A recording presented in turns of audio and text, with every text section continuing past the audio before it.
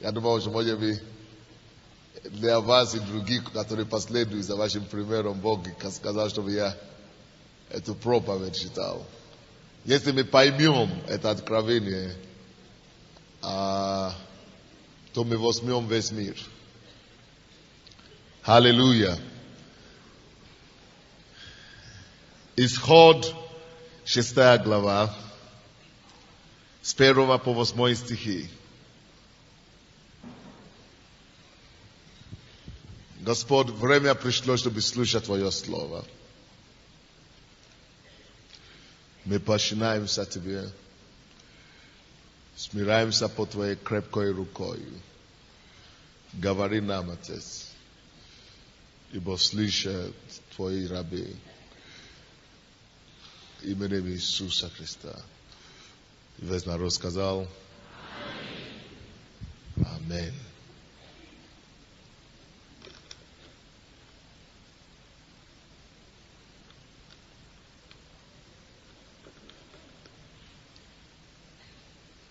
Исход 6, 1 по 8 стихи. Я хочу, до того, как я читал, поприветствовать нашего друга, моего друга хорошего, который очень сильно помогает нам.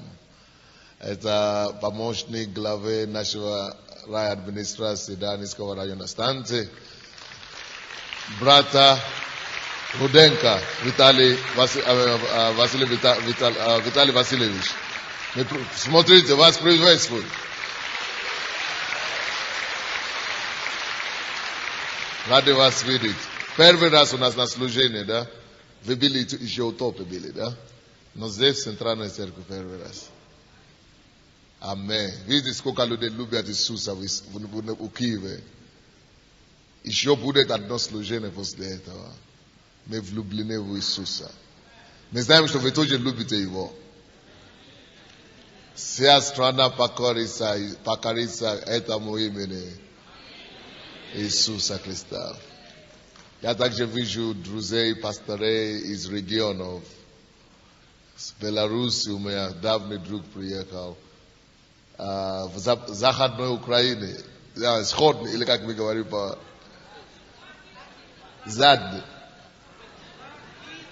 Захид Украины. Рады вас видеть. Слава Господу. Конечно, свои пастыря здесь есть. Наши пастыри все здесь есть, киевские. Не все, но те, которые должны быть. С 1 стиха. И сказал Господь Моисею, теперь увидишь ты, что я сделаю с фараоном. По действию руки крепкой он отпустит их. По действию руки крепкой даже выгонит их из земли своей. Что-то мне кажется, что какой-то синхронность или что-то идет. И говорил Бог Моисею, и сказал ему, я Господь.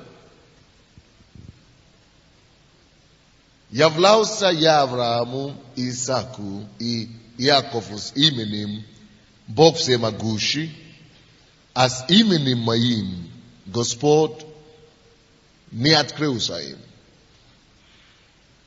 И я поставил завет мой с ними, чтобы дать им землю хананейскую, землю странствования их, которой они странствовали.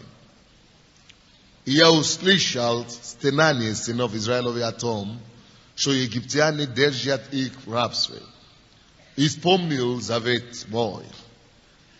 Итак, скажи сынам Израиловым, я Господь, и выведу вас из-под ига египтян, и избавлю вас от рабства их, и спасу вас месею просторцою и судами великими, и веду вас в ту землю, о которой я, поняв руку мою, клялся дать ее Аврааму, Исааку и Якову.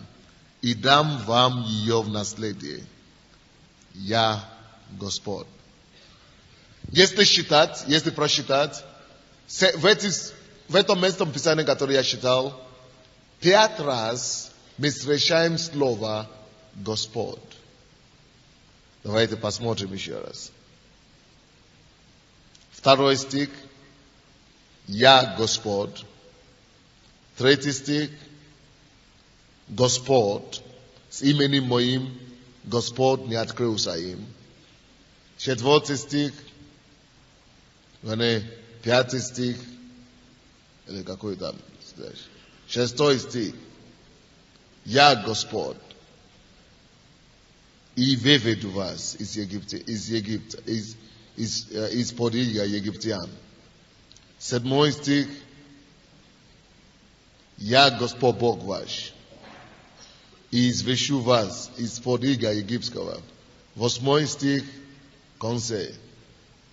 И дам вам ее в наследие. Я Господь.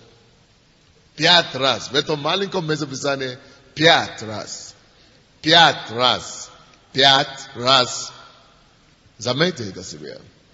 5 раз Господь говорит, убеждает и утверждает и разъясняет Моисею о том, кто он есть. И не просто, что он есть кто-то, но что я Господь. Пойми это 5 раз. Я Господь. Почему Богу пришлось столько убедительно, так долго, столько времени занимает, только чтобы донести одно слово. Я Господь. У кого-то проблема в пятне ноги или что-то, под подушкой ноги. Такое впечатление, что у вас что-то острое, как гвоздь вошел туда. Если это вы положите, пожалуйста, руку в этой ноге. По-моему, это правая нога. Положите руку, и Господь выведет эту вещь. Господь просто исцелит полностью эту ногу. Будьте исцелены. Во имя Иисуса. Верой примите. Сделано. 5 раз. Почему так это важно для Господа? Почему так это остро для Него? Я Господь. Дело в том, что до того, где-то в 3 главе, Бог только что послал, явился Моисею и послал его, чтобы тот пошел сначала к израильтянам, а потом к фараону и сказал им, чтобы опустили его народ. Давайте посмотрим эту 3 главу, 13 по 15 стихи. И сказал Моисей Богу: вот я приду к сынам Израилевым и скажу им: Бог отцов ваших послал меня к вам. А они скажут мне, как ему имя. Что сказать мне им? Бог сказал Моисею, 14 стих: я езим сущий, Егова. И сказал: так скажи сынам Израилевым: сущий послал меня к вам. Но в 15 стихе он еще открывает себя как другой.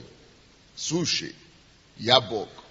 Но в 15 стихе он говорит: и сказал еще Бог Моисею: скажи, так скажи сынам Израилевым. Не даже то, что только сущий. Господь теперь. Раньше он говорит: я сущий, я езим, послал тебе. А потом он говорит: нет, скажи еще им одно. Добавку 13-14 стихам. Скажи еще им, кроме того, то, что я уже сказал, в 13-14 стихе, скажи им еще вот что. Вот одно еще надо добавить из моих имен. Какое же он говорит в 15 стихе? Так скажи сынам Израилевым: Господь, Бог, Господь, Бог Исаака и Бог Якова послал меня к вам. Вот имя мое навеки, Господь. И pamiętowanie o mnie jest roda w rod. Okej. Но вы знаете самое интересное? После того, как, конечно, до того, если мы прочтем еще раньше чуть-чуть в этой 3 главе, я еще предупредить вас, что я буду спокойно говорить сегодня. Но то, что я скажу сегодня, если это дойдет до вас, вы поймете, что у вас нет проблем в этой жизни. Что все у вас есть. Но слушайте внимательно. До этого стиха Бог сначала открылся Моисею лично, что я Господь твоей жизни. Сними обувь. Он стал Господом его жизни. Потом он говорит, иди скажи детям Израилевым, что я Господь. А потом к фараону тоже иди, скажи ему, и пускай он отпустит мой народ. Моисей поверил, что он Господь над ним, и снял обувь. Знак того, что он покорился Господу. Что Господь, ты мой Господь. Я твой. Все, я никто. Он пошел детям Израилевым, и они послушались, что он Господь. Он показал им знамение. Но когда он пошел к фараону, это было другое дело. Фараон не поверил, даже не послушался. Вместо чтобы фараон послушался и опустил народ Израилевый из Египта, он наоборот еще ожесточился и начал более жестоко поступать с народом Израилевым. То есть, наоборот получилось. Моисей был ошеломлен. Он был ошеломлен от этого. Он был в шоке. Он говорит, слава Богу, что я оттуда вышел, вообще живым. Наверное, он так думал, он это не сказал. Но, наверное, он так благодарит Бога, что слава Богу, что от мою голову не сняли. Я от живым вышел оттуда. Он расстроился очень. И это расстройство его мы видим в 5 главе Исхода. Посмотрите вашу Библию. 5 глава, 22-23 стихи. И все пастора, которые уезжают куда-то, вам надо это понять. Одно дело, что вы уже выяснили себе, что Иисус ваш Господь. Другое дело, что в Киеве, в вашей церкви, вас уже не надо убедить, что Иисус Господь. Не только для пасторей. Вообще для всех, кто куда-то уезжает, вы знаете, что Господь посылает вас куда-то. То, что вы уже знаете, что Он Господь, нет проблем. И то, что в этой церкви и на Украине вы знаете, что Иисус Господь, тоже нет проблем. Или в этой церкви вы видите Его в действии.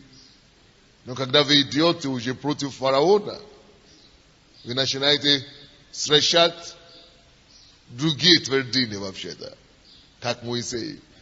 И что он сказал, Моисей, после того, как он вышел от фараона? Он даже не постеснялся излить его расстройство на Бога. Его огорчение. Насколько он огорчен, что он Богу прямо в лицо высказал это дело, короче. Как есть. 22 23 стихи. И обратился Моисей к Господу и сказал, Господи, вообще, для чего ты подвергнул такому бедствию народ сей? Вообще, для чего ты меня вообще послал? Для чего ты меня послал? Вообще. Чтобы потом позориться, или что ли?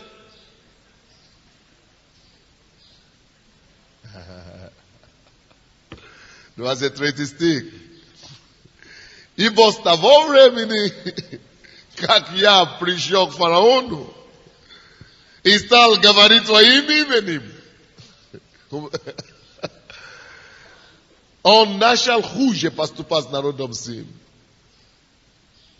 Избавить же ты не избавил народа своего. Зачем тогда ты меня послал?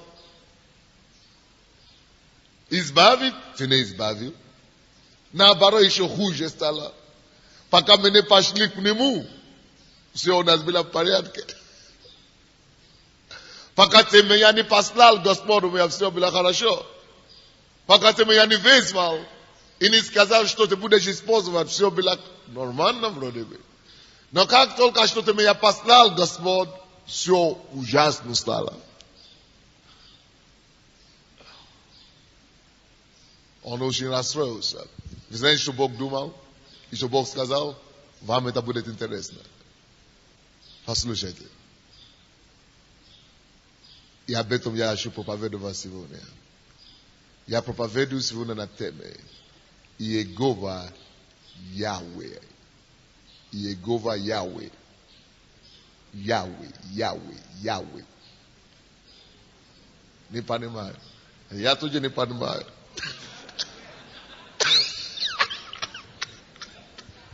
Яхве. Иегова Яхве. Яхве.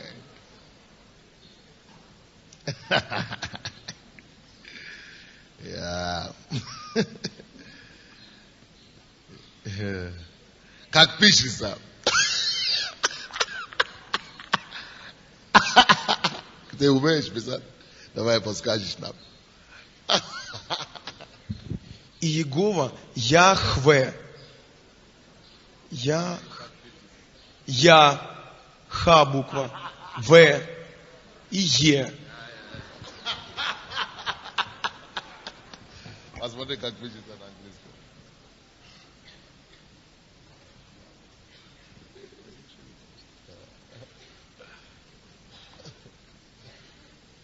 Это то, что нельзя произносить израильтянам.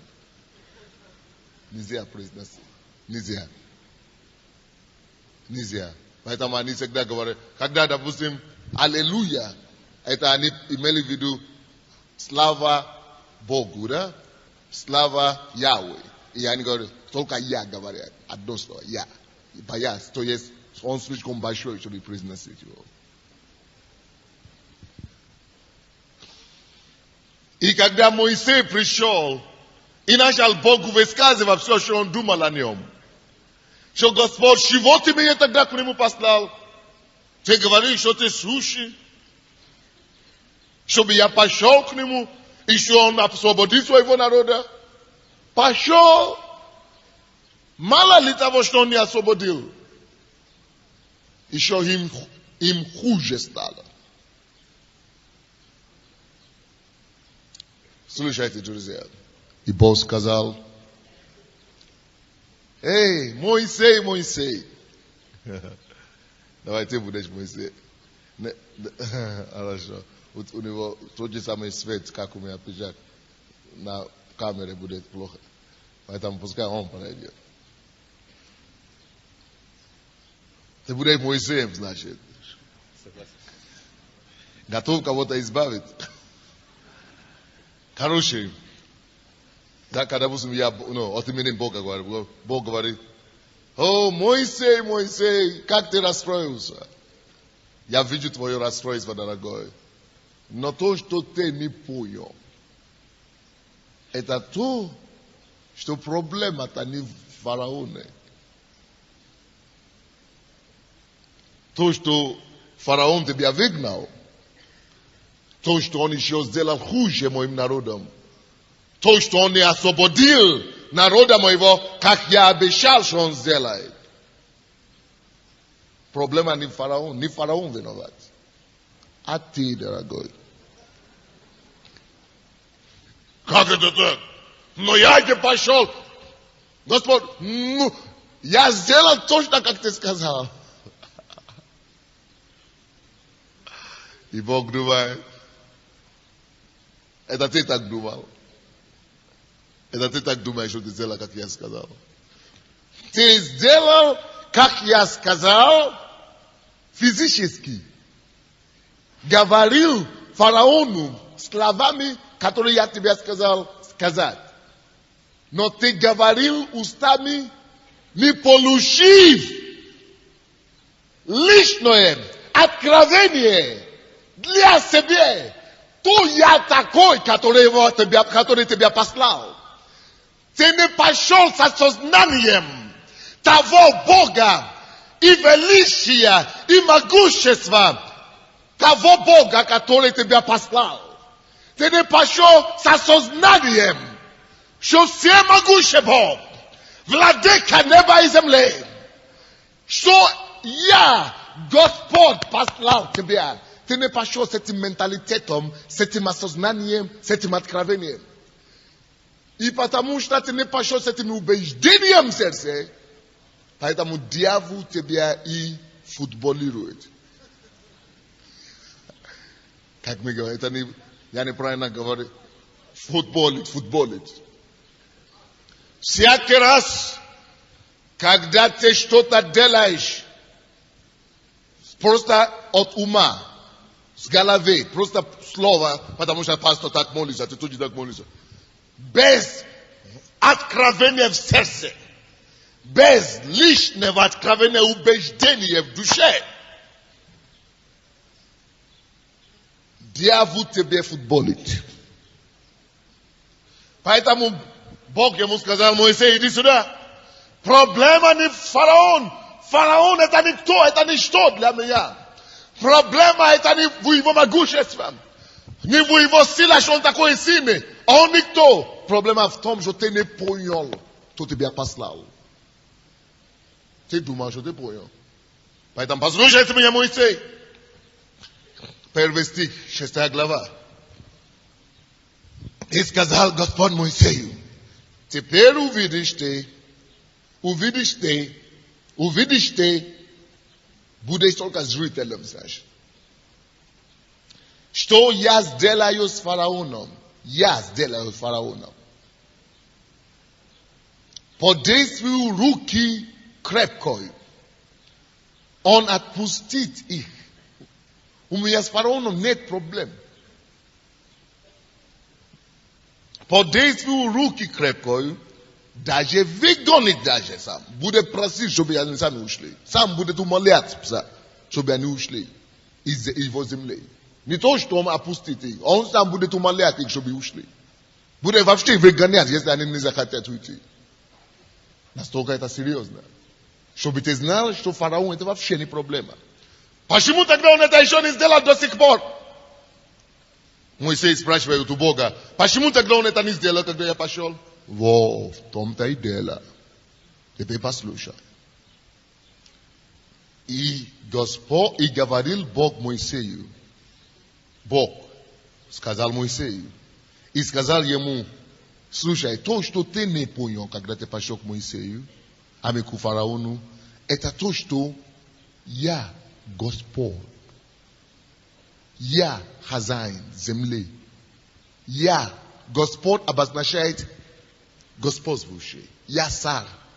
Я хозяин. Я владыка. Я владею всеми сущими. Всей сущей. Все то, что есть на небе и на земле. Я хозяин. Когда Господь мне дал это откровение, вы знаете, что я увидел? Я увидел видение. Я увидел глобус мира, как глобус. И я увидел ногу, который вот так держится над глобусом. Мира, планета. И не только Земля, а вообще Вселенная. Чтобы все под ноги его. Я просто видел такое увидение. Вот так. И все. Бог говорит ему: проблема твоя, ты не понял.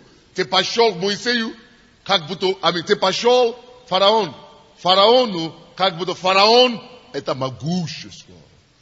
Как ты пошел к фараону, слушайте внимательно, как будто фараон хозяин Египта. Как будто фараон царь Египта. Фараон никто. Я царь над фараоном. Я Господь над фараоном. Я Господь над Египтом. Это моя территория. Это моя земля. Не фараон, не имей в виду вообще фараона. Забудь о нем. Я Господь. Я хозяин. Я владыка. Я хозяин. Kagati arenduesh kwatiru. Ile kutoka ovas arenduesh kwatiru. Na God dapustim. Ile na meses. Snimait kwatiru. I eta vasha privatizero vane kwatira. Ve eta vasha subspenos. Ve gospodin. Ve gospod. Ve gospodar. Ve hazain doma. No, najomnik, ile jak to snimait, jak его называют. Arrendator, on nikto в этой квартире, он вообще никто. Фараон никто, но ты пошел к нему, как будто он кто-то. Ты пошел к нему, как будто ты пошел к царю, к хозяину земли этой египетской. Он не хозяин Египта. Он даже не хозяин самого себя. Поэтому я тебе скажу, когда я начну с ним работать, он не только выпустит, он не только попустит, он даже выгонит. Чтобы ты понял, что даже его решение самого, то, что он даже может говорить, решение, которое он может принять, даже не от него зависит. Он никто, он даже свое слово не имеет. Чтобы ты знал. Это ему так кажется. Фараону так кажется. Но ты должен иметь мое откровение. Ты должен меня знать. Поэтому я больше тебя не пошлю к нему. Еще раз. Ты не пойдешь, пока не дойдет до тебя это откровение. Поэтому он посадил Моисея и начал объяснить ему, что такое Бог, кто такой он. Ты знал меня как суши. Но и для тебя это ничего не говорит. Я суши, всегда есть, но какая разница. Даже вот почему он говорит теперь ему, ты знал меня как всемогущий. Ну что, твой папа тебе рассказал, Авраам рассказывал. Но слушай, даже Авраам, даже Яков, даже Исаак, никто меня не знал, не получил познание обо мне, откровение обо мне, как о Господе, о владыке, об хозяине, о том, который все владеет, который имеет все под контролем. Они не получили это откровение. Но тебе я хочу дать это откровение, чтобы ты мог пойти от меня, что хозяин меня послал.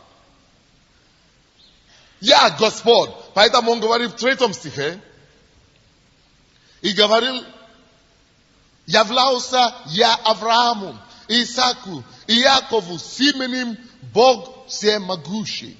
И действительно, как будто всемогущий для меня, допустим, по-русски, даже по-английски, я думал, всемогущий более круче звучит вообще-то. Всемогущий, более, солидно звучит, чем Господь. Но всемогущий. Но всемогущий, говорит, что он все может. Но это еще не говорит о том, что он Господь. Но Господь это совсем другое. Если я Господь, я хозяин, я господар, я Господь, я хозяин, значит все подо мной.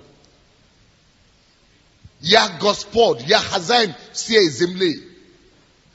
Я хозяин людей. Они думают, что они решают свою судьбу, но я хозяин.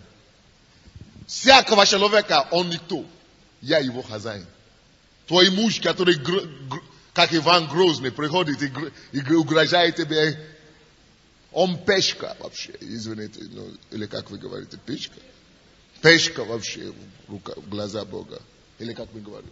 Пешка. Это грубое слово, да? Нормально.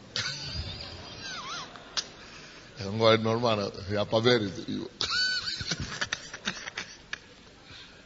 Все такие перед Богом. Вообще никто абсолютно. Но когда ты это поймешь, ты скажешь, вот Бог, он же хозяин всего. Если он решает судьбу самого фараона, если даже фараон, кто-нибудь, кто из вас будет там фараоном, иди сюда. Грозный фараон. Фараон там стоит. Вот сюда вот, Люша, вот сюда. Чтобы там видели просто, чтобы это не закрыл. Он смотрит на него, как будто побит, это просто пример. Роль вошел, да. Есть, допустим, он, фараон, а он тебе угрожает и так далее. А Бог тебе только что дал знать, что ты знаешь. Руку он не поднимет, у меня веревка на его руке. Он просто будет кричать еще. Сердце даже у него, что он хочет делать. Это сердце, оно у меня в руке. Я могу его опускать, чтобы он закричал, или чтобы он молчал. Он вообще ничего. Он просто вот так выглядит как грузный, высокий. Он все веревками, я его управляю. Помните, как мультфильмы, которые живой на сцене? Ну, как это кукольный театр. Кто-то был в кукольный театр, там есть кто-то управляет. А? Марионетка, во-во-во. Он марионетка в моей руке. Или как? Да, он марионетка в моей руке. Вот, я просто дорого. Я его хозяин, значит. Вот, дошло до вас теперь, что я имею в виду. Я Господь.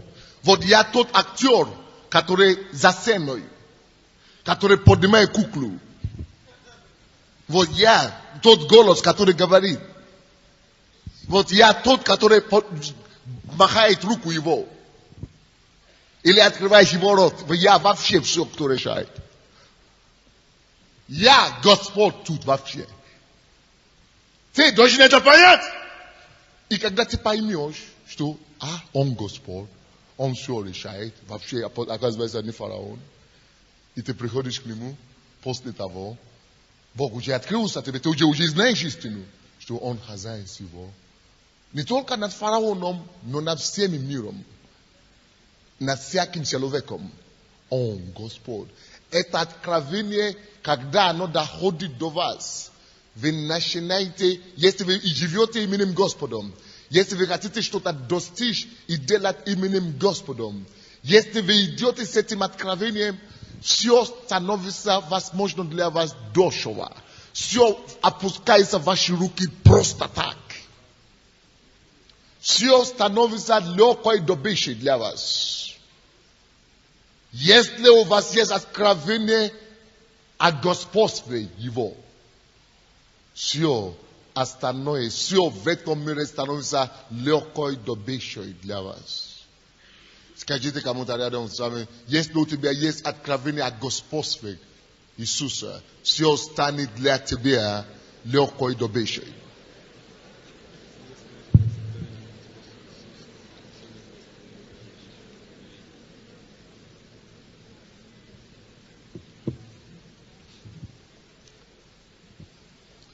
Представьте себе, у него это откровение уже есть. Вы со мной или нет?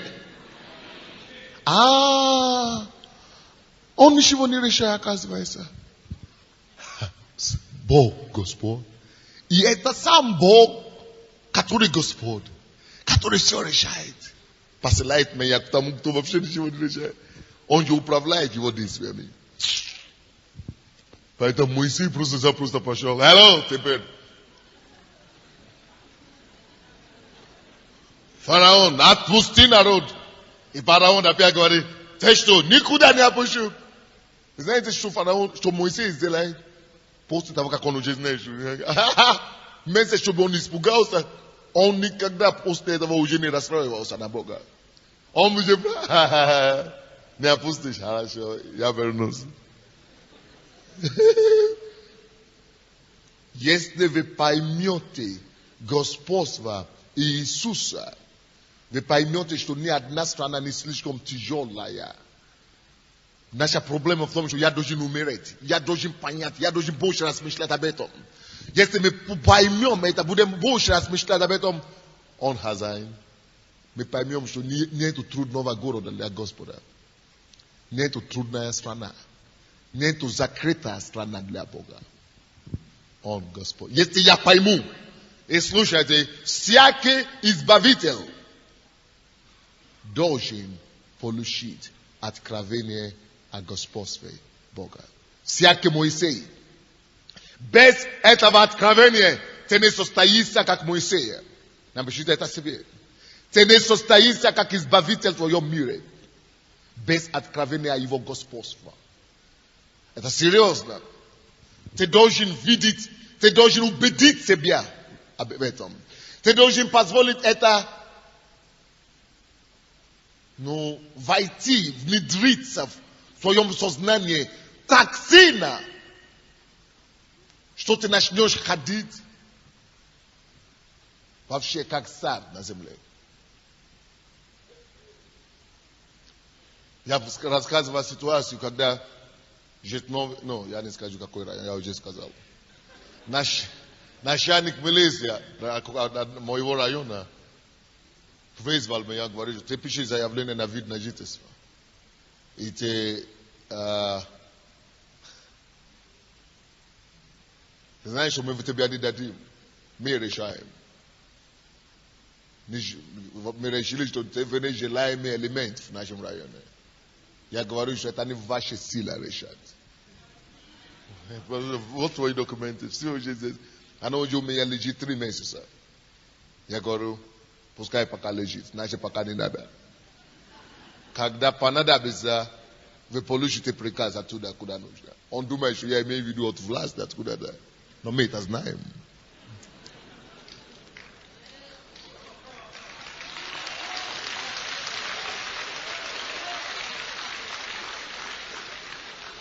Так и случилось. Когда дали согласие, мне даже не придется вызвать. То есть оттуда без уже моего участия, зритель. Когда я его выведу, когда я буду с ним работать, ты просто будь моим моими устами. Ты просто будь моим представителем.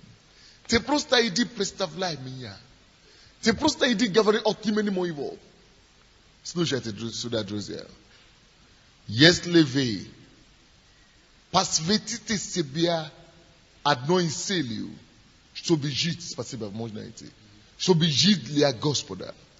Если вы ищете Его цель, если вы ищете Его процветание Его царства на земле, если вы ищете победа Его по всей земле, если вы живете все цель для Него, ради Его цели, если вы не живете для ничего Божьего, вы хотите, чтобы Он прославился. Если Он есть цель ваших всех действий, слушайте меня внимательно. Когда вы живете для Него, и вы идете от имени Его. Написано, что благословенны всякие души во имя Господа. Если вы именно Его цель ищете, многие из нас мы говорим, Господь, благослови мой бизнес. Дай мне зарабатывать деньги за миллион. Чтобы прославить Твое имя, Господь. Но Бог-то знает наше сердце. Чтобы мы не ищем Его, чтобы Его имя прославилось. Мы ищем миллион, чтобы сначала я стал крутой, а потом чуть-чуть подачку буду давать Богу. Это наша проблема. Но когда Бог поймет, что ты ищешь, чтобы Он прославился, ты даже не хочешь за себя вообще вспоминаться.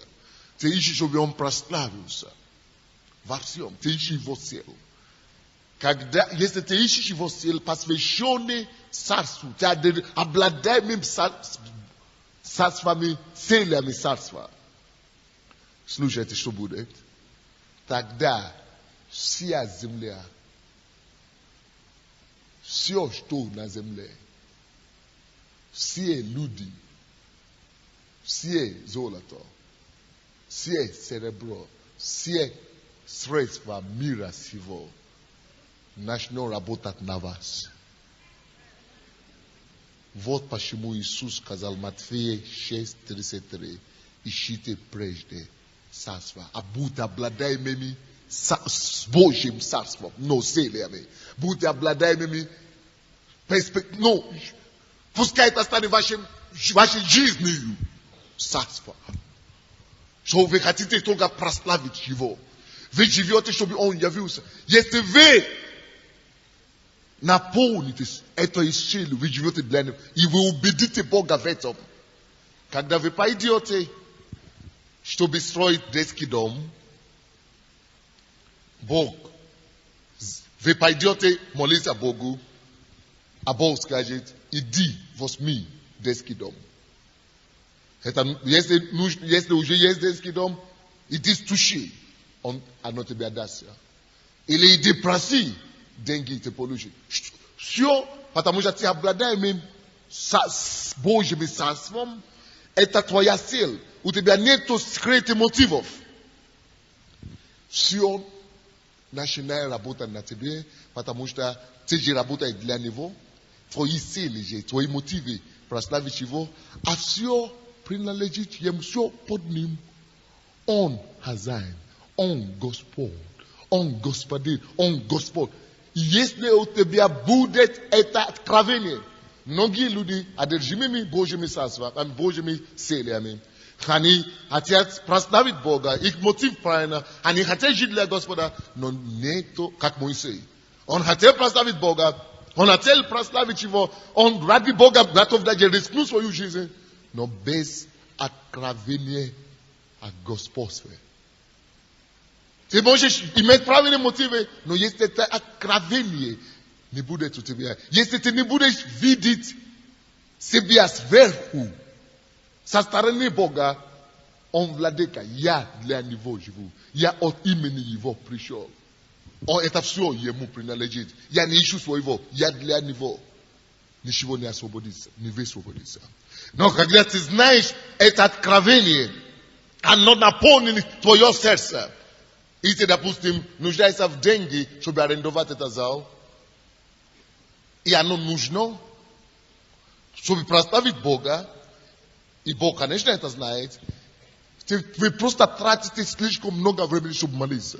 И вы ждете, чтобы кто-то пришел и вам приложил дома. Ерунда. Если у тебя есть это откровение, что он Господь, ты идешь и берешь.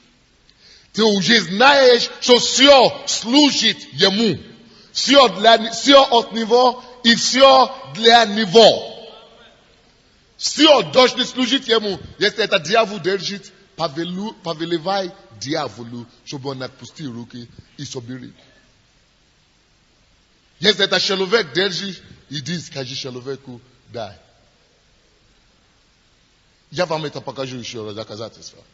Откройте со мной, пожалуйста, Евангелие от... какой лучше? Там есть от Луки, там есть от Матфея. Давайте от Луки лучше. Евангелие от Луки, 19 глава, 30-35 стихи.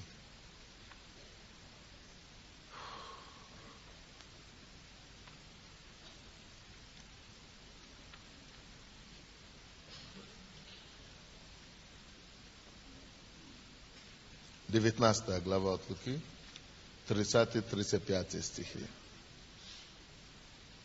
Кто-нибудь нашел, Говоря, пойдите напротив селения, войдя в него, найдете привязанного молодого осла, на которого никто из людей еще не садился. Отвязав его, приведите. И если кто спросит вас, зачем вы отвязываете, скажите ему так: Господь нуждается в нем. У Иисуса было много имен. Иисус мог бы сказать, если кто скажет, хозяин, этого осленок, у него же есть хозяйка, хозяин. Хозяин говорит, или кто-нибудь спросит, то почему вы развязываете? Это вообще воровство называется. Почему ты развязываешь то, что тебе не принадлежит? Иисус не сказал, обычно он всегда говорит, скажите, что Рави послал вас.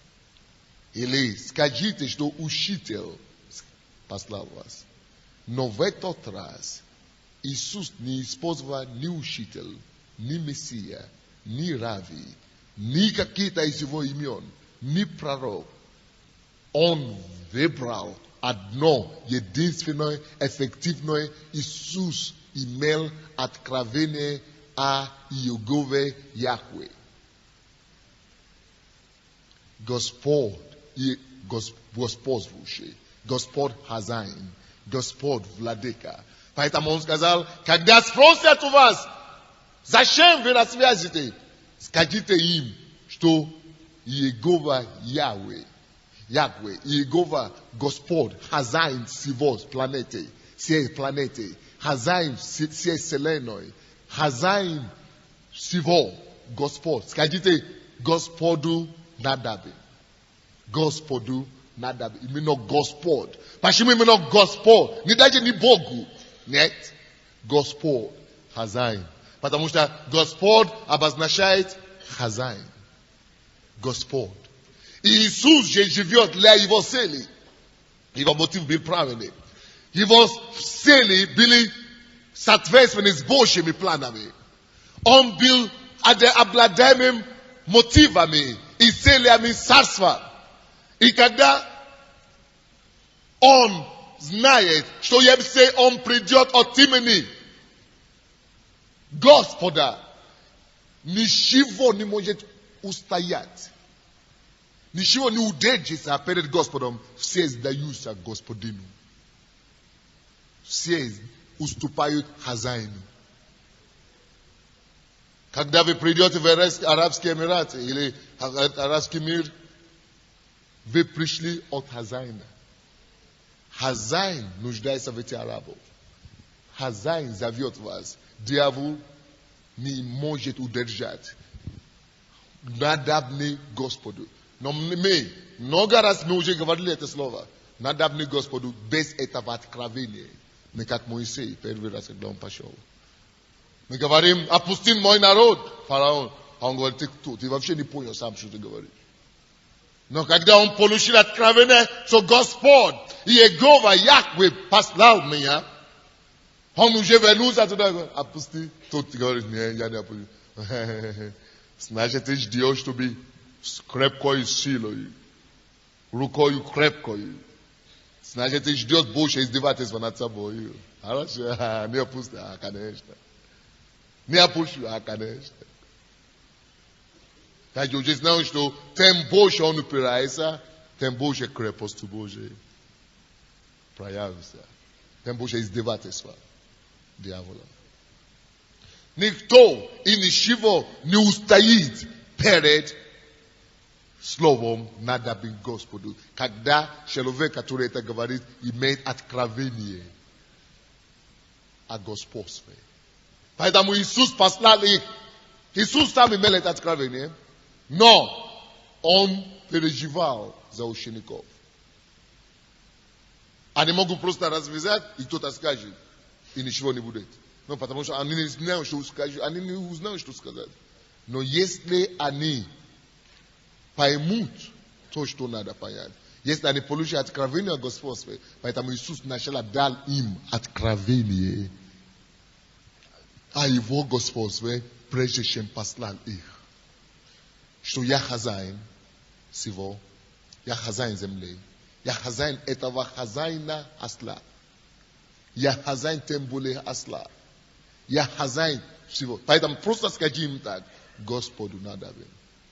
Хозяин хозяину, хозяин Господь господствующий, хозяин всего, хозяин того хозяина, который является хозяином ослинка. Вот это хозяин надобен. И все. И что мы читаем дальше? Написано, как только что они пошли, так, 32 стих, Господу нуждается в нем. Так? И отправившись, посланные нашли, как он и сказал им. Когда же они отвязывали осленка, то сказал им его хозяин. Видите, у осленка был хозяин. Зачем вы отвязываете осленка? Они же сказали, Господь надобен. Господу нужен. Господь нуждается в нем. Господь. Это хозяин ничего не знает, что происходит, но обстоятельства, люди, ситуации, финансы, все знают и хозяина. И никто не может упираться. Господу надобен. И когда они это сказали, хозяин отпустил. Он даже не знает, кто Иисус. Он даже не говорил, это Иисус надобен. Это Мессия надобен. Сам хозяин знает, что это его. Он знает, что это его штука. И они пришли, ему сказали, что не Господу, а другой Господь. Надо, хозяин другой. И он отдал. Он же знал, что это его. Потому что это откровение дает освобождение. И это есть откровение, которое высвободило из Египта Израиль. Все отпускает то, когда мы приходим от имени Господа. Египет отпускает имени его. Фараон отпускает владение его. Все отпускает, когда человек приходит с осознанием, с откровением Господа. И когда мы просим что-то в нужде Господа, когда это то, во что Господь нуждается, когда эта вещь будет работать на него. Вся страна и все люди, вот все вы таким же образом сюда пришли. Вы были все в руках, я тоже. Мы все были в руках дьявола. Он держал нас. Он управлял нами. Мы бегали туда-сюда в суете. Но кто-то понял откровение, что эти люди тебя не принадлежат дьяволу. Они не могут тебя держать. Вы знаете, я получил это откровение, и я рассказал одному человеку в этой стране, нашей стране здесь. И той недели, когда я это рассказал, Евангелие, это слово, я говорю, иди с этим словом к самой высокой эшелоне нашей страны. И он пошел, и слезы последовали. Если это откровение, пойдешь с этим откровением, все руки отпускаются. Братья и сестры, смотрите на меня. Подумайте, что вам надо, чтобы угодить Богу? Что нужно вам на сегодня? Потому что многие из вас, вы думаете, я не могу угодить Богу, потому что у меня денег нет.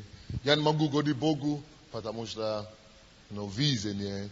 Я не могу угодить Богу, что-то нет, что-то не хватает, но у меня связи нет. Что я не могу угодить Богу, но здание, вот я ищу построить здание для бездомных, но здания нет, или денег нет. Что тебе нужно? Либо здание, либо денег. Нет проблем. Ты уверен, что твое сердце, твой мотив праведный? Ты уверен, что ты хочешь это для его славы? Тогда сиди хорошо дома. Послушай проповеди. Получи хорошее откровение от Господа его. Наполни себя этим откровением. И с этим светом подойди любому тому, кто имеет у кого вши рука, вши контроль, то, в чем ты нуждаешься, и попроси. Но не иди туда без вечным откровением. Поэтому все вы должны получить эти проповеди. Когда вы нуждаетесь в чем-то, который должен прославить Бога, насыщайте себя, наполните себя этим откровением, пускай она горела внутри вас, пускай она была свежая внутри вас. А потом с этим откровением спокойствие, идите просто скажите, дай. Нужно Богу. Друзья, вы думаете, неужели можно так поступать с людьми тоже? Конечно. Кто держит людей? Дьявол. Дьявол, отпусти его. Он нужен Богу.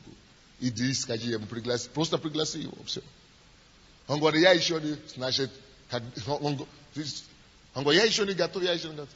Значит, его покаяние будет железным, будет радикальным. Потому что, когда Моисей пошел к фараону, второй раз он не отпустил. Третий раз не отпустил. Седьмой раз не отпустил. Но когда уже отпустил, не то слово, что отпустил. Не то слово. Умолял. Я еще одно вам скажу. Откройте 7 главу, это Исход.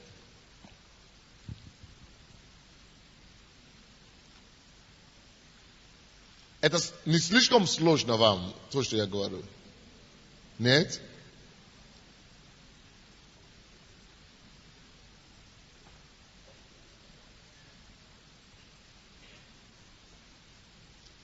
Допустим, я вам расскажу такую историю. Когда мы начали нашу церковь, я только что уволился с телевидения, у меня не было денег, чтобы арендовать здание. У меня даже не было $5, чтобы комнату снять в общежитии. Все вы уже слышали этот рассказ. А мне нужно было зал, чтобы собрать людей. Я хотел хотя бы минимум что-то, хотя бы минимум. И я видел, какой минимум я мог. Я думал, аудитории института. Потому что все залы, это не минимум.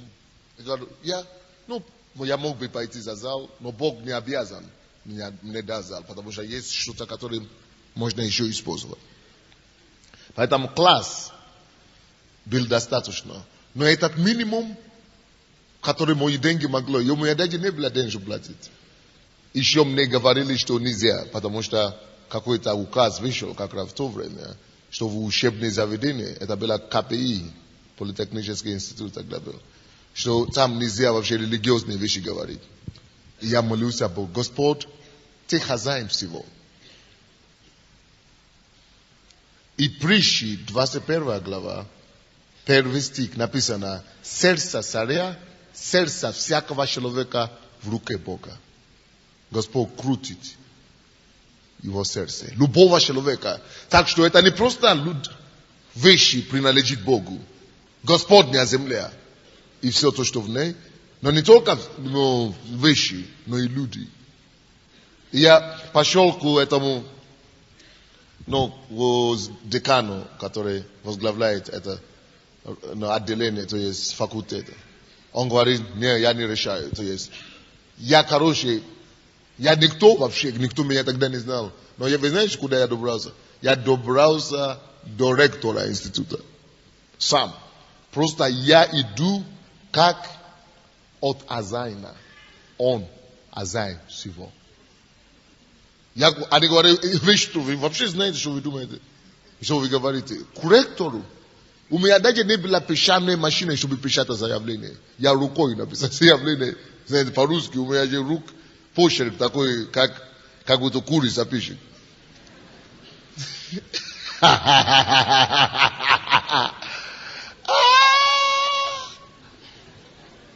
Но дайте на это обязали обратить внимание. Секретарь, почему-то я стал симпатичный для нее.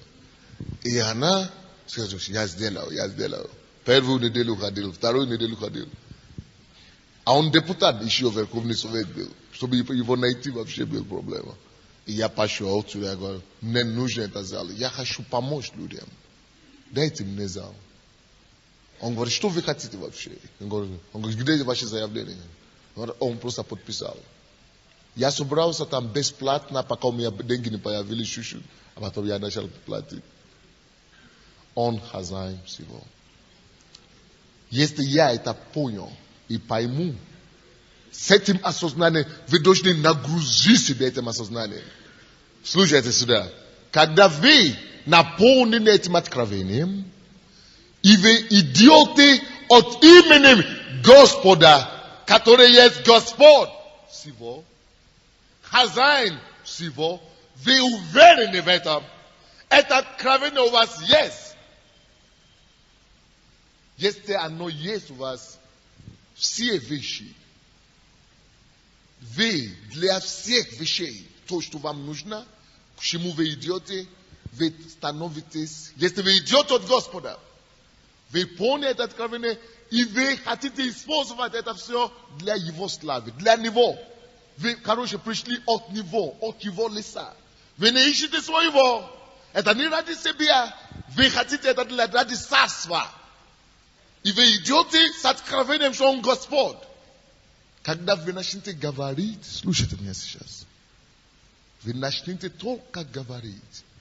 И для этих вещей, эти деньги, эти директора, эти фараоны, эти люди, эти имущества начинают видеть не вас, перестают видеть вас.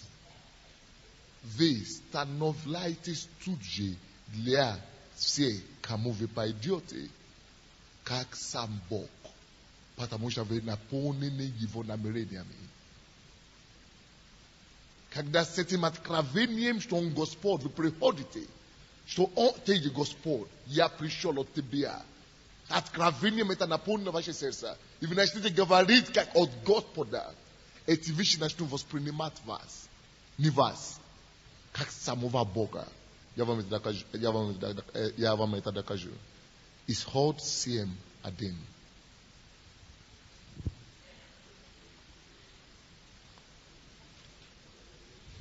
Это духовные вещи, это духовные законы, это новые уровни откровения.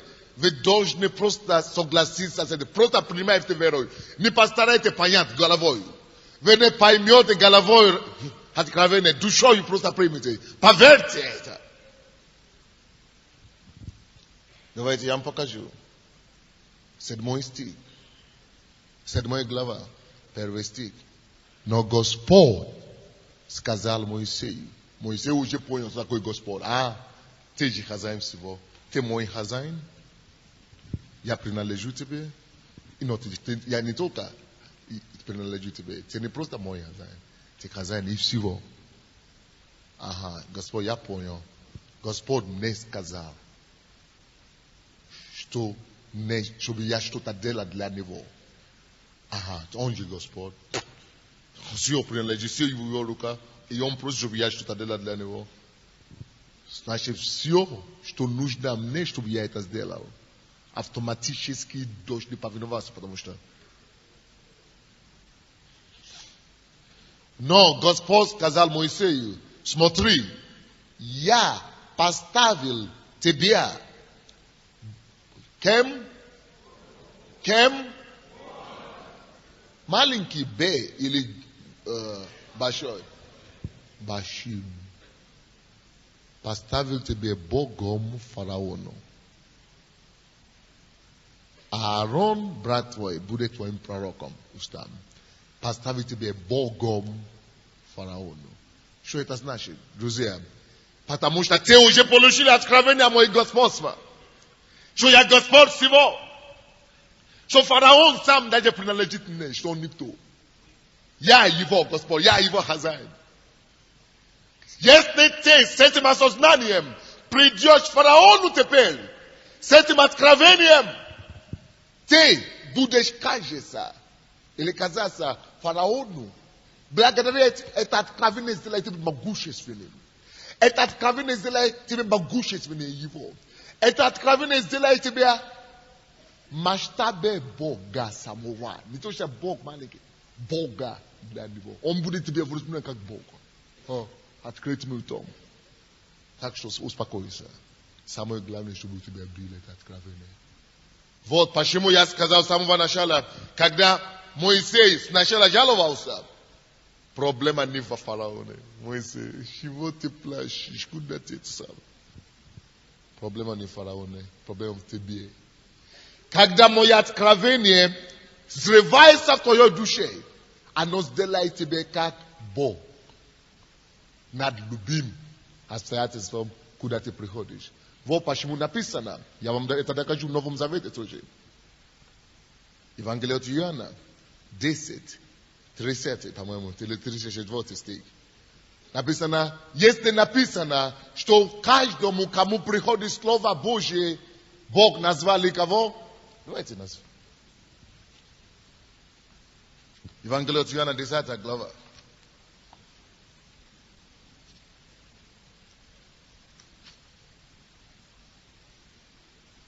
Вы нашли? 34 стих.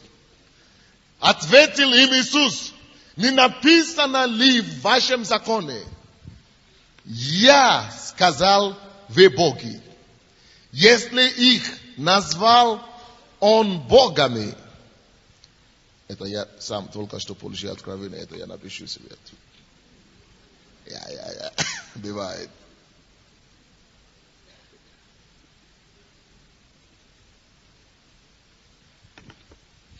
Если их назвал он богами, кому было слово, откровение слова, Слово Божье, и не может быть нарушено Писание. Тому ли кого Отец осветил и послал в мир, вы говорите богоуствует, потому что я сказал, я есть Сын Божий. Слушайте еще 34 стих. Не написано ли в вашем законе, я сказал, вы боги? Почему он говорит, что мы боги, когда же мы превращаемся в боги из человека? Если слово Бога, слово Божье, откровение Бога приходит так могущественно в ваше сердце. Допустим, мы берем одно слово только. Я Господь, я хозяин всего. Если это откровение войдет в тебя, это слово его пришло к тебе. В этот данный момент, это слово делает тебя могущественным внутри и превращает тебя на уровне Бога для и против любого обстоятельства или любого человека, перед кем ты перестанешь. Вы поняли меня? Кто-то понял в зале? Люди поняли здесь. Вот почему он говорил в Исход, 7 глава. Моисей теперь, Исход 7:1. Господь, теперь ты уже понял, Моисей. Я Господь. Ты уже это знаешь. Теперь-то я тебе говорю. Ты уже понял, что я Господь. Это откровение живет в тебе. Теперь пойди к фараону. Когда ты пойдешь к ним, с этим откровением, что я Господь, послал тебя. Это уже не тебя он увидит. Ты для него уже будешь как сам Бог. Потому что ты понял, кто я есть. Я большой в тебе. Ты перестаешь быть видным. Я перестаю быть видным. Я. Поэтому он говорит, что пойди к фараону, и ты будешь для него как Бога. Богу. Бог. Потому что это откровение, оно большое в тебе. Насколько его откровение большое в тебе, настолько Бог проявляется через тебя. Алло, слушайте сюда. Мы с вами ограничены нашими откровениями о Боге. Насколько тебе открыто Бога, насколько тебе Бог открыт, определяет твои масштабы в жизни. Твои подвиги на этой земле, это хорошая цитация, чтобы писать. Твои подвиги на этой земле определяются, зависят от масштаба открытого, откровения Божьего слова. Откровение его. Потому что если откровение это наполнит твое сердце, и ты будешь действовать по этому откровению, ты становишься Богом в этом направлении над этой ситуацией. Дай нам понять. Поэтому у нас нет проблем. Если это есть у нас это откровение, все начинает сдаваться нам. Поэтому я задаю этот вопрос еще раз. Что тебе нужно, чтобы угодить Богу? Поймите условия. Ты должен сам принадлежать Ему. И твои цели, ты ищешь Его цель. Ты ищешь прославить Его. Когда ты приходишь, поэтому написано Матфея 21:9. Благословен идущий во имя Господне. Если ты не именем, не за себя, не за свои цели пришел, именем Господне, все становится для тебя благословением. Потому что ты ищешь его цель. Ищите прежде царство. Тогда все остальное прилагается тебе. Все начинает служить тебе. Вся земля предназначена, чтобы служить Божьей цели. Все производства предназначены, чтобы служить Божьей цели. Все люди созданы, чтобы служили Богу. Исайя 43:21. Этот народ я образовал для себя. Он прославит меня. Все были созданы, чтобы прославили его. Все технологии, все золото, серебро, деньги, чтобы прославить его. Все люди. И когда они не прославляют, Бог не в проблеме. Проблема в том, что его Моисея не поняли, что есть хозяин над этими всеми. Нет проблем. Это держит вор, это дьявол вор и держит. Скажи ему, как будто ты знаешь об этом. Суверенностью. Если это человек держит, фараон, ничего. Ты приди, что здесь есть хозяин. Я пришел с этим откровением, я пришел от него. Именем его отпусти. Все делается. Все начинает служить Божьей силе. Все создано для этой силы, чтобы прославить его, чтобы служить его силе. Вот почему Иисусу, когда ему надо было это самое, рыба, деньги, чтобы платить за налоги. Господь послал тебе к рыбе. Иди туда, Господь, я, хозяин, возьми деньги оттуда и заплати за меня и за себя, за налоги. Потому что кесарове, надо дать кесарове, Богу надо дать Богу. Я, хозяин, всего. Когда ему надо было, это, козленок, ослонок, чтобы вошел, осла, чтобы вошел туда, идите, скажите, Господь нужен, надобен. Если кто-то скажет, вы что же вы делаете? Скажите, Господь, надобен, Господу. Вы придите с этим откровением, все отпускается. Склоните вашу голову и помолитесь 2 минуты. Поблагодарите Господа за это откровение. Вы поняли, пока в голове, но вы должны размышлять над этим. Вы должны позволить это войти в вас. Вы должны получить откровение об этом. Если вы получите это откровение, все начнет содействовать вам. Все работает на него и на нас, которые живем для него. Все работает на нас, потому что мы живем для него. Все работает на нас, потому что мы живем для него. Он Господь всего. Он хозяин всего. Все под его ногами. Все работает на него. На него. Закройте глаза. Представьте себя перед Богом и скажите ему, что ты хозяин моей жизни, но и всего, и всему. Я это признаю, соглашаюсь с этим. Это твое все, что есть.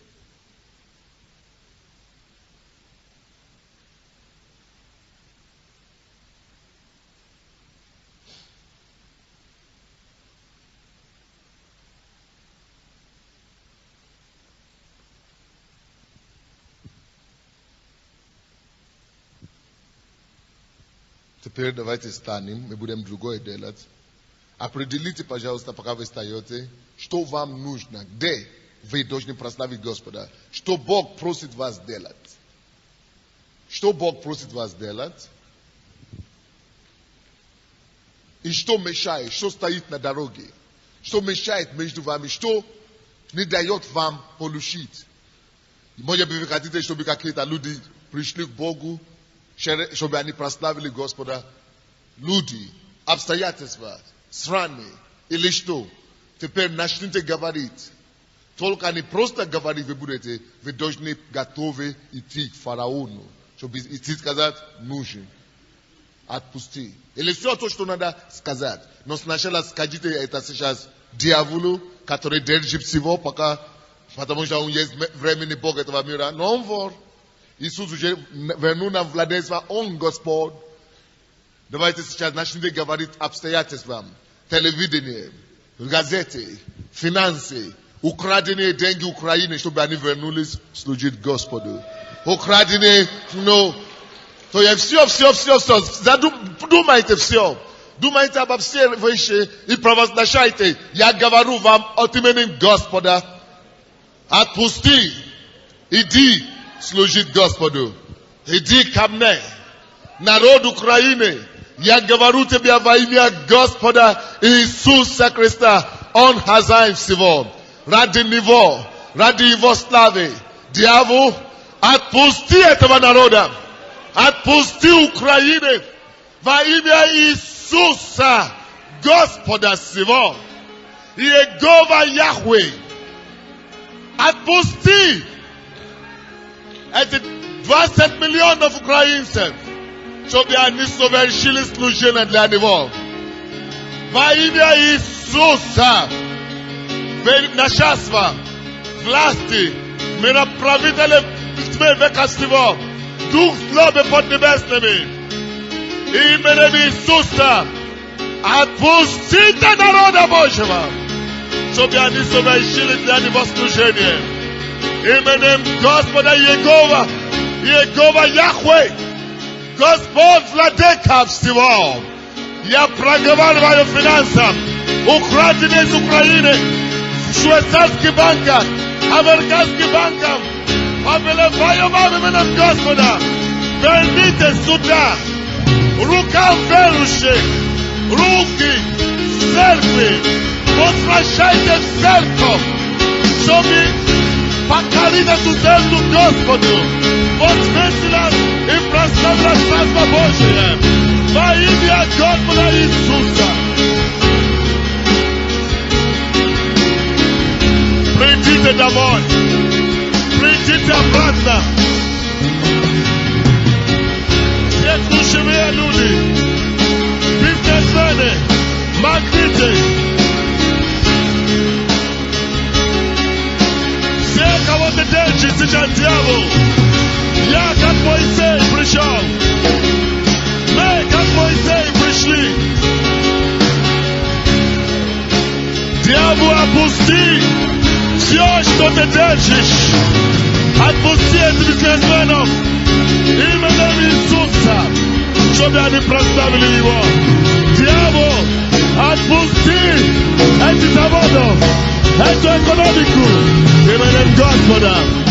Отпусти наших правителей во имя Господа Яхве, чтобы они служили Господу. О, дьявол, убери твою руку. Аллилуйя. Послушайте, братья и сестры. Послушайте, братья и сестры. Те есть Моисей, какой-то направление. Он ошибается, он делает там громче. Я не нужно, чтобы здесь надо делать громче, не там сзади. Вообще-то тише уже надо делать. Просто здесь я тебя слышу, не там сзади. Поэтому гудит. Вы делаете там назад громче. Так. Теперь, ты есть Моисей. Ты призван, чтобы быть избавителем какой-то направленной сферы в этой обществе. Или в этом мире. У кого-то есть локальное призвание только для города своего. У кого-то только для своих близких быть избавителем. У кого-то для страны, у кого-то для регионов, для городов, у кого-то для планеты, Земля. Ты есть Моисей. Не есть поколение Моисея. Не просто один Моисей, как бы. Я Моисей в своем регионе, в своем сфере, действия, призвание. Вы все имеете призвание. И ваше призвание есть ваш Египет. Вы Моисей там. Вы призваны избавлять те, которые там, в вашей сфере деятельности. Найдите свои сферы деятельности. Ваша сфера влияния. Это ваше место, Египет, откуда вы должны вывести народа. Вы Моисей там. Тут люди, у кого будет, это самое. Давайте, я хотел сказать, пастор, да, вы зайдете, вы придете, да, и пастор Саша тоже подойдите на сцену. Но давайте все, посмотрите вашу сферу деятельности, вашу сферу, где вы, кого вы должны освобождать. Начните теперь говорить, представьте себе, сначала подумайте, увидите себя как Моисей. Хорошо? Вы Моисей. Но Моисей, чтобы он мог говорить фараону, что фараон должен делать? Моисей должен делать, должен получить откровение о Господе. Вы уже получили это откровение, я надеюсь. Теперь именем Господа начните говорить вашим фараонам, чтобы опустило все. Говорите именем Иисуса. Говорите. Дайте мою Библию еще раз. Я один стих еще скажу. Но говорите, посмотрите на эти вещи. Посмотрите на эти обстоятельства. Посмотрите на эти ситуации. Если это деньги, скажите, чтобы опустила. Если это финансы, скажите, чтобы опустили. Начните повелевать фараонам в вашем призвании. Что-то вы молитесь, как будто вы вообще не поняли. Я пришел именем Господа, Егова Яхве. С властью молитесь.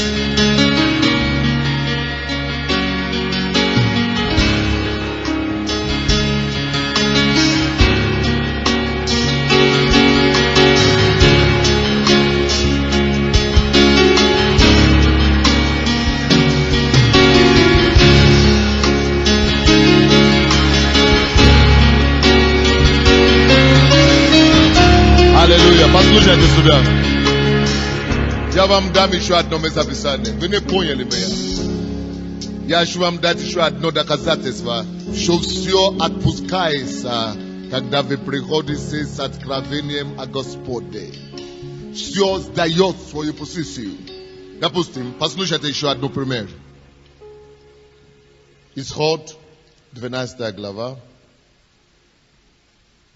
35-36 стихи. Исход 12:35. Слушайте долго. И сделали сыны Израиловы по слову Моисея. Они по слову Моисея пошли от имени Господа. И просили у египтян вещей серебряных и вещей золотых и одежд.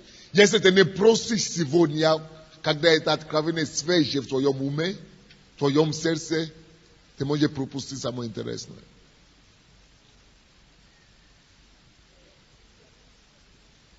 Но ты знаешь, что тебе нужно, чтобы совершилось, чтобы ты состоялся в Божьем призвании, чтобы ты состоялся как посланник на земле, как человек. Ты знаешь, в чем ты нуждаешься, ты знаешь, что тормозит. Определяй эти вещи сейчас для себя. Разрешение, документы, связи, возможности. Вы это должны освободить в духовном мире сейчас, а потом пойти к этим людям конкретно. Они, эти люди, египтяне, вами израильтяне, все, весь народ, получили это откровение от Моисея. И Моисей сказал им: идите к вашим соседям, ко всем египтянам, и потребуйте все их снабжения, их обеспечение, их, по-русски, в современный язык. Их женщины, вы накопляете, как вы называете? Сбережение. Да, драгоценность, да. Женщины, драгоценности, все, да, украшения. То есть, драгоценности, украшения, жемчужины их. Сокровища их. Представляете, как для женщины это важно. То, что ты всю жизнь накоплял, купил, может, муж подарил, может, на свадьбе золото тебе, обручание и так далее. И он говорит: если вы даже пойдете от имени Господа с этим откровением, весь народ, не просто один, это как доказательство нам, весь Египет, отдадут вам все их обручание и кольцо. Ни один человек, ни два, ни 1000, ни 10, вся страна. Если вы пойдете, это чтобы мы знали, что это не исключение какое-то будет. Это откровение, что это делает. Вы будете для них как Бог. Вы это себе видишь, как Моисей, как Николай, как Лариса.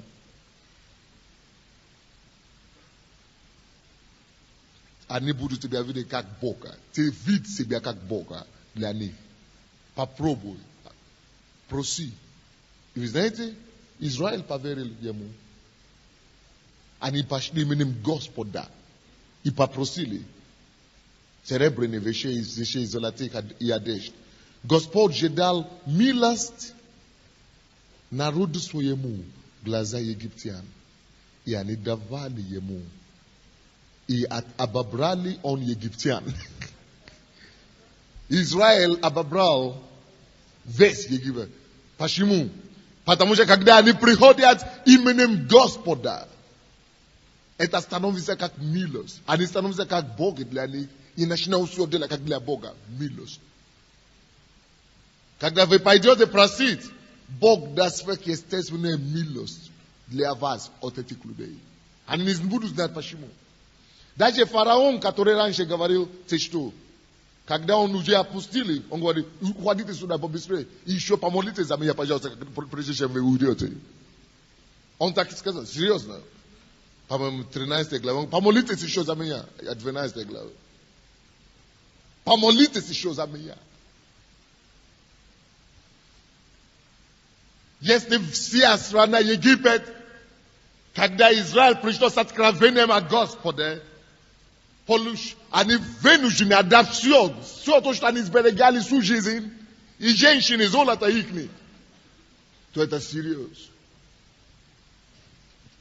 То знаете сейчас, в духовном мире, что вам нужно, и начните требовать их. У дьявола, у людей, а потом вы пойдете к людям и спросить. Мы поднимите ваши голоса к Богу. Господь, я прихожу от имени Твоего. Я хочу использовать это для Тебя. Для Твоего царства. Не для себя, Господь. Не для себя. Но для Твоего царства. Поэтому я пришел от имени Господа. Ты хозяин всего. Ты Егова Яхве. Хозяин всего. Я повелеваю и требую все, что мне нужно. Дьявол, отпусти. Именем Господа отдай. Отдай. Отдай.